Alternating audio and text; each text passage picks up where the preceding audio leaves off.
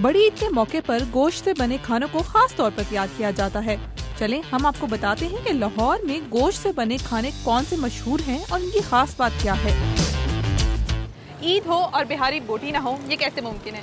इसीलिए हम आपको लाहौर की खास दुकान पर लेकर आए हैं। तो आइए जानते हैं कि यहाँ की रेसिपी इतनी खास क्यों है और उसको कैसे तैयार किया जाता है।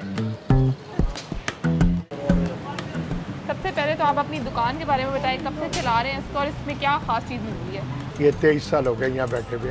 सन 2000 में आया था। पहले मैं जर्दे पुलाव का काम करता था, फिर मैं नारी का काम करता था, अब मैं ये बारबेक्यू का काम करता हूँ। ये मैंने यहाँ पर शुरू किया है। धागे वाला कबाब है, चिकन बिहारी है, बिहारी बोटी है, ये भी बिहारी बोटी। माशाल्लाह यहाँ बैठने की जगह नहीं होती है। यहाँ गाड़ियाँ इंशाल्लाह गाड़ियों की लाइनें लगी होती है। अल्लाह की बड़ी करमनवाज़ी है, ये अल्लाह का दिया हुआ नाम है। बकरीद में ये फंक्शन है कि 5-6 दिन के बाद में दुकान खुलती है। उसके बाद हमने वो लेके आते हैं, लोग गोश्त लाते हैं अपना, हम उसमें मसाला जात लगा के उनको तैयार करके देते हैं। 1 दिन का टाइम लेते हैं, उस टाइम में हम उसको तैयार करके देते हैं।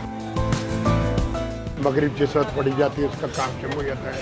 उसके बाद रात 2 बजे तक रश होता है दुकानदारी करके। 2 बजे हम बंद कर देते हैं। ये मुझे बताएं, ये क्या कर रहे हैं और इसको धागा क्यों बांधते हैं? ये धागा इसलिए बांधते हैं कि धागा इसका निकालेंगे ना तो बिल्कुल कीमा बन जाएगा। ये धागे के बगैर निकाली होती है इसकी।